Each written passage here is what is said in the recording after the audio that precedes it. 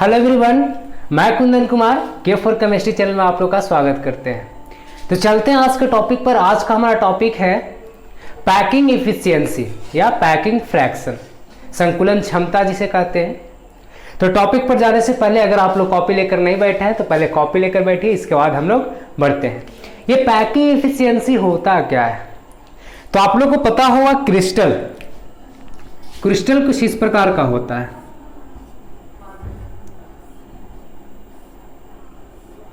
ये मेरा है क्रिस्टल, और किसी भी क्रिस्टल में होते हैं कंस्टिट्यूएंट पार्टिकल। ये हम यहाँ पे दे रहे हैं इसके कॉर्नर पे कंस्टिट्यूएंट पार्टिकल। ये कंस्टिट्यूएंट पार्टिकल जो हम दे रहे हैं, सभी कंस्टिट्यूएंट पार्टिकल एक दूसरे से टच कर रहे होंगे। जितने भी कंस्टिट्यूएंट पार्टिकल है सब एक दूसरे से टच कर रहे होंगे। लेकिन मैंने आपको फिगर में नहीं दिखाया था कि आपको दिक्कत ना हो समझने में फिगर। तो ये मेरा है कंस्टिट्यूएंट पार्टिकल और क्रिस्टल। ये मेरा कहलाएगा कंस्टिट्यूएंट पार्टिकल, जिसको अवयवी कण कह सकते हैं, और ये मेरा है क्रिस्टल, जिसको आप एकक कोशिका कह सकते हैं। अब ये कंस्टिट्यूएंट पार्टिकल इसके अंदर है, क्रिस्टल के अंदर है, तो ये कुछ स्थान को कवर कर रहा होगा। कंस्टिट्यूएंट पार्टिकल क्रिस्टल का कुछ स्थान को कवर कर रहा होगा। तो ये कंस्टिट्यूएंट पार्टिकल के द्वारा किसी क्रिस्टल में जितना स्थान कवर किया जाता है, जितना स्थान घेरा जाता है, उसको हम लोग बोलते हैं पैकिंग इफिशियंसी, संकुलन क्षमता। संकुलन क्षमता, पैकिंग इफिशियंसी। अगर आप देख रहे हैं कंस्टिट्यूएंट पार्टिकल ये कवर कर रहा है भाग, ये भाग कवर कर रहा है, ये भाग कवर कर रहा है, ये वाला भाग कवर कर रहा है, ये सारे भाग क्या कर रहे हैं? कवर कर रहे हैं। ये भाग बाहर में है तो ये मेरा भाग कवर नहीं कर रहा, जो अंदर में है ये मेरा भाग कवर हो रहा है। तो ये मेरे क्या कहलाएंगे? ये मेरे कहलाएंगे पैकिंग इफिशियंसी। किसी कंस्टिट्यूएंट पार्टिकल के द्वारा, किसी अभी कण के द्वारा किसी क्रिस्टल में जितना स्थान घेरा जाता है वो मेरा कहलाता है संकुलन क्षमता, पैकिंग इफिशियंसी। किसी भी क्रिस्टल का वह परसेंटेज भाग, किसी भी क्रिस्टल का वह परसेंटेज भाग जो किसी अवयवी कण द्वारा, कंस्टिट्यूएंट पार्टिकल के द्वारा कवर किया जाता है, उसको हम लोग बोलते हैं संकुलन क्षमता, या फिर आप बोल सकते हैं पैकिंग इफिशियंसी या पैकिंग फ्रैक्शन। तो आइए हम लोग कैसे कैलकुलेट करते हैं पैकिंग इफिशियंसी और पैकिंग फ्रैक्शन देखते हैं। तो हम सबसे पहले पैकिंग इफिशियंसी कैलकुलेट करने जा रहे हैं। सबसे पहले हम पैकिंग इफिशियंसी कैलकुलेट करने जा रहे हैं प्रिमिटिव यूनिट सेल का। प्रिमिटिव यूनिट सेल,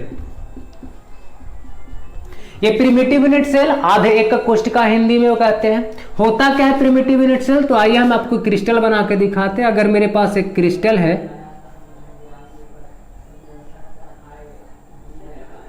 और इस क्रिस्टल में कंस्टिट्यूएंट पार्टिकल होंगे, ये मेरे पास एक क्रिस्टल है तो इस क्रिस्टल में कंस्टिट्यूएंट पार्टिकल होंगे। अगर कंस्टिट्यूएंट पार्टिकल केवल और केवल कॉर्नर पर हो, केवल कंस्टिट्यूएंट पार्टिकल कोना पर हो,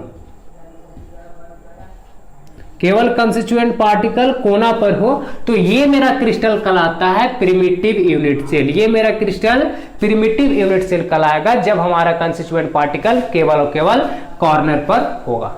तो ये तो मेरा एक प्रिमिटिव यूनिट सेल है। इसका हम लोग कैसे निकालेंगे पैकिंग इफिशियंसी? तो पैकिंग इफिशियंसी निकालने के लिए आपको कुछ नहीं, सबसे पहले आपको पता होना चाहिए नंबर ऑफ कंस्टिट्यूएंट पार्टिकल। आपको पता होना चाहिए नंबर ऑफ कंस्टिट्यूएंट पार्टिकल, अवयवी कणों की संख्या, इनटू आपको पता होना चाहिए volume of constituent particle, volume of constituent particle, अवयवी कणों के आयतन, और आपको डिवाइड करना होगा किससे? वॉल्यूम ऑफ क्रिस्टल से। वॉल्यूम ऑफ क्रिस्टल से डिवाइड कर देंगे, और जब परसेंटेज की बात कर रहे हैं तो 100 से मल्टीपल कर देंगे। तो ये मेरा होगा फॉर्मूला पैकिंग इफिशियंसी का। ये फॉर्मूला हम कैसे क्रिएट किया, आइए आपको हम थोड़ा सा नीचे में समझाते हैं। मान लिया जाए आपको एक कटोरा दिया गया, बॉल, और इस कटोरे के अंदर हमारे पास 10 गेंदे हैं। चलो कितने गेंदे टॉप आ रहे हैं? चलो 8 बॉल है। इस कटोरे के अंदर में 8 बॉल है। हम आपसे ये पूछे कि बॉल के द्वारा कटोरा का कितना भाग घिर रहा है, तो आप सबसे पहले क्या कीजिएगा, नंबर ऑफ बॉल को गिनिएगा। नंबर ऑफ बॉल आप चेक कीजिएगा कि कितना है। जितना नंबर ऑफ बॉल होगा फिर आप चेक कीजिएगा कि ये बॉल का वॉल्यूम क्या है, यानी वॉल्यूम ऑफ बॉल आप चेक कीजिएगा और आपको टोटल वॉल्यूम ऑफ बॉल पता चल जाएगा। जितने भी बॉल है सभी का वॉल्यूम पता चल जाएगा। तो आप इस कटोरे के वॉल्यूम से क्या कीजिएगा, डिवाइड कर दीजिएगा, जिससे आपको ये पता चल जाएगा कि कितना भाग कवर है, बॉल के द्वारा कितना भाग, कंस्टिट्यूएंट पार्टिकल के द्वारा कितना भाग कवर है। तो हमने भी वही किया। सबसे पहले हमने देखा कि कंस्टिट्यूएंट पार्टिकल है, तो कंस्टिट्यूएंट पार्टिकल इसके अंदर जगह को कवर करता है। तो हम सबसे पहले देखें नंबर ऑफ कंस्टिट्यूएंट पार्टिकल कितना है, इसको हम लोग जेड द्वारा डिनोट भी कर सकते हैं। तो नंबर ऑफ कंस्टिट्यूएंट पार्टिकल कितना है। फिर इसके बाद हम देख रहे हैं कि कंस्टिट्यूएंट पार्टिकल का वॉल्यूम क्या है। तो कंस्टिट्यूएंट पार्टिकल का वॉल्यूम क्या है, तो वॉल्यूम हम लोग देख रहे हैं वॉल्यूम ऑफ कंस्टिट्यूएंट पार्टिकल।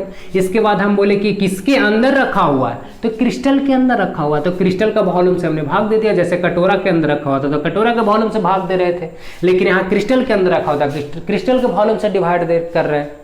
अब हमको ये पता चल गया फॉर्मूला पैकिंग इफिशियंसी का। अब हम लोग कैलकुलेट करते हैं। तो number of constituent particle primitive unit cell के लिए कितना होता है, प्रिमिटिव यूनिट सेल के लिए नंबर ऑफ कंस्टिट्यूएंट पार्टिकल होते हैं 1। ये कैसे होता है मैं आपको किसी अदर वीडियो में बताऊंगा। तो कंस्टिट्यूएंट पार्टिकल मेरे पास हो गए 1। अब वॉल्यूम ऑफ कंस्टिट्यूएंट पार्टिकल, अब कंस्टिट्यूएंट पार्टिकल यहाँ क्या है, sphere. Volume of constituent particle और कंस्टिट्यूएंट पार्टिकल क्या है, स्फीयर। तो आपको पता होना चाहिए स्फीयर का वॉल्यूम क्या होता है, sphere of volume of sphere. Volume of sphere क्या होता है, तो आपको पता होगा 4/3 pi R cube. Volume of sphere क्या होता है, 4/3 पाई आर क्यूब। तो क्या हम लोग इस वॉल्यूम ऑफ कंस्टिट्यूएंट पार्टिकल के जगह पर 4/3 पाई आर क्यूब रख सकते हैं, 4/3 pi R cube. As in same manner हमको चाहिए वॉल्यूम ऑफ क्रिस्टल। अब क्रिस्टल मेरा क्या है, तो क्रिस्टल मेरा क्यूब है, क्रिस्टल मेरा क्या है, क्यूब। अब हमको क्यूब का हमको चाहिए क्या, वॉल्यूम, यानी वॉल्यूम ऑफ क्यूब पता होना चाहिए, वॉल्यूम ऑफ क्यूब। और क्यूब का वॉल्यूम क्या होता है, 1 क्यूब होता है। क्यूब का वॉल्यूम क्या होता है, 1 क्यूब होता है। तो हमने रख दिया वॉल्यूम ऑफ क्रिस्टल क्या हो जाएगा, 1 क्यूब, और इनटू का हमारा हो जाएगा 100। आपको यह भी पता होना चाहिए कि प्रिमिटिव यूनिट सेल के लिए R = A/2 फॉर्मूला होता है। ये भी कैसे होता है हम किसी अनदर वीडियो में देखेंगे, ये आपको याद रखने वाली बात है। प्रिमिटिव यूनिट सेल के लिए R = A/2 और प्रिमिटिव यूनिट सेल के नंबर ऑफ कंस्टिट्यूएंट पार्टिकल जो होते हैं 1 होते हैं। तो अब सबका वैल्यू पुट करते चलते हैं। अब हमारे पास ये 1 से मल्टीपल कर देंगे तो ये 4/3, पाई का वैल्यू 3.14 इंटू R। इस R के जगह पर क्या हम लोग A/2 रख सकते हैं, क्योंकि प्रिमिटिव यूनिट सेल के लिए ही तो A/2 होता है। तो हम R के जगह पर A/2 रख दे रहे हैं और इसका कर दिए क्यूब इंटू 100 और बाई का 1 क्यूब। अब देख सकते हैं इसका क्यूब करेंगे तो ये 1 क्यूब हो जाएगा, 1 क्यूब से 1 क्यूब कट जाएगा, नीचे खत्म हो गया। तो अब मेरे पास बच क्या रहा है, मेरे पास बच रहा है 4/3 इंटू 3.14 है। क्या इसको हम लोग 314/100 लिख सकते हैं, बिल्कुल। पॉइंट यहां से हटा दिए तो नीचे 2 0 आ गया, और इंटू में हो जाएगा 1/, 1 क्यूब से 1 क्यूब कट चुका है तो 2 का क्यूब कर रहे हैं, 2 का क्यूब करेंगे तो हो जाएगा 8 और इंटू हो जाएगा 100। इस 100 से इस 100 को हम लोग काट सकते हैं। इस 4 से 8 को काट देंगे 2, इस 2 से इसको काटेंगे तो 157, मेरे पास आ गया 157/3। इसको डिवाइड करेंगे तो 5 15, 5 दूनी 3 दूनी 6.3, यानी 52.3% भाग जो है, 52.3% जो भाग जो है प्रिमिटिव यूनिट सेल में कंस्टिट्यूएंट पार्टिकल के द्वारा कवर है। अच्छा, ये तो कवर भाग है, पैकिंग इफिशियंसी है। आपसे पूछ दिया जाए वॉइड्स, खाली स्थान, हम आपको यहीं पे बता देते हैं वॉइड्स कैसे निकालेंगे। अगर हम आपसे पूछ देते कि वॉइड्स क्या है, खाली स्थान कितना है, तो वॉइड्स हमको निकालने के लिए कुछ नहीं करेंगे, 100 - पैकिंग इफिशियंसी कर देंगे, 100 माइनस पैकिंग इफिशियंसी कर देंगे, हमारा वॉइड्स निकल जाएगा। तो 100 कितना 100 पैकिंग इफिशियंसी मेरा प्रिमिटिव यूनिट सेल के लिए कितना आया है 52.3%, यानी 52.3%। तो मेरे पास कितना परसेंट वॉइड्स आ जाएगा, वॉइड्स आ जाएगा 47.7%। ये मेरा हो गया पैकिंग एफिशिएंसी और ये मेरा हो गया वॉइड्स, मतलब कि 47.7% भाग क्रिस्टल में खाली है और 52.3% भाग क्रिस्टल में भरा हुआ है। लेकिन ये किसके लिए है, प्रिमिटिव यूनिट सेल के लिए है। आप इसी प्रकार से बॉडी सेंटर्ड यूनिट सेल के लिए भी निकाल सकते हैं। बॉडी सेंटर्ड यूनिट सेल के लिए आप क्या कीजिएगा, अगर आपके पास बॉडी सेंटर्ड यूनिट सेल होगा तो आपको बस यही फॉर्मूला यूज करना है, number of constituent particle into volume of constituent particle by volume of crystal into 100। Number of constituent particle होता है बीसीसी के लिए, हम आपको ऊपर में लिख दे रहे हैं, बीसीसी के लिए number of constituent particle Z का वैल्यू होता है 2 और बीसीसी के लिए आर बराबर फॉर्मूला होता है √3a/4, √3a/4। तो आप इसको r के जगह पर यहाँ पे वैल्यू रख दीजिएगा √3a/4 और z के जगह पर नंबर ऑफ कंस्टिट्यूएंट के जगह पर रख दीजिएगा 2। तो आप इसको कैलकुलेट कर सकते हैं बॉडी सेंटर्ड यूनिट सेल का, क्या आप कैलकुलेट कर सकते हैं पैकिंग एफिशिएंसी। इसी तरह आप निकाल सकते हैं एफसीसी का भी, फेस सेंटर्ड यूनिट सेल का। फेस सेंटर्ड यूनिट सेल का कैसे कैलकुलेट करेंगे, फेस सेंटर्ड यूनिट सेल के लिए z बराबर जो फॉर्मूला होता है यहां लिखते हैं आपका, फेस सेंटर्ड यूनिट सेल के लिए z बराबर होता है number of constituent particle 4। FCC में नंबर ऑफ कंस्टिट्यूएंट पार्टिकल 4 होते हैं। अगर हम बात करें कि एफसीसी में r बराबर फॉर्मूला क्या होता है, r इज इक्वल टू होता है a/2√2, a/2√2, a/2√2 r is equal to formula, यानी यहां पर r के जगह पर आपको कितना रखना है, a/2√2 रखना है। तो इस प्रकार से आप निकाल सकते हैं एफसीसी का पैकिंग एफिशिएंसी और इसका यूज करके z इज इक्वल टू 2 और r is equal to √3a/4 use करके हम बना सकते हैं बीसीसी का बॉडी सेंटर्ड यूनिट सेल का पैकिंग एफिशिएंसी और वॉइड्स।